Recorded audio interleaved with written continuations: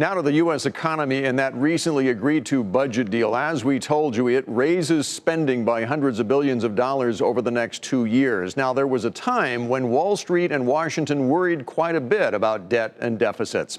Do they still matter? Steve Liesman went in search of some answers. The $22 trillion size of the U.S. debt is astronomical, no matter how you measure it.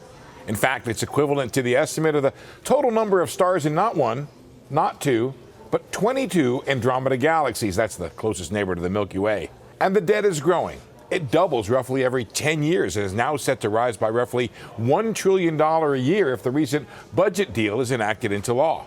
So it seems strange to ask, do the trillions upon trillions really matter?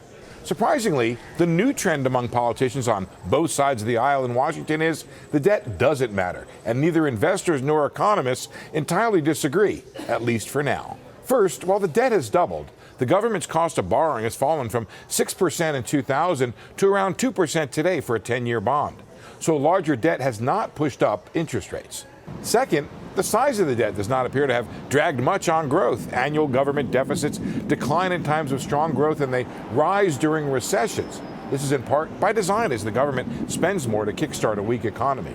One of the most influential recent developments was a paper presented last year by former IMF chief economist Olivier Blanchard.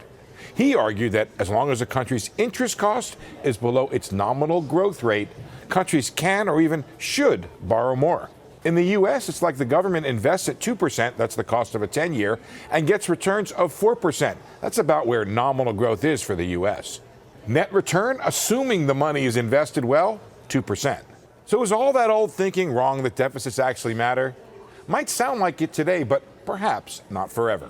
This may be less of a problem now when we're in very good economic times, but it is sort of loading the shotgun aimed back at our economy if in the future interest rates have to go back up, and then this tremendous debt service will dramatically limit the ability or force us to borrow even more at a very costly rate. Higher rates could raise the cost of servicing the debt and crowd out spending on things like education and defense. The U.S. has trillions of dollars of unfunded liabilities in health and Social Security costs it will soon be paying. High debt levels also could limit the ability of government to spend more to help the economy in the next recession. In Washington, the prevailing political opinion is to ignore all of that in favor of bigger spending and lower taxes today.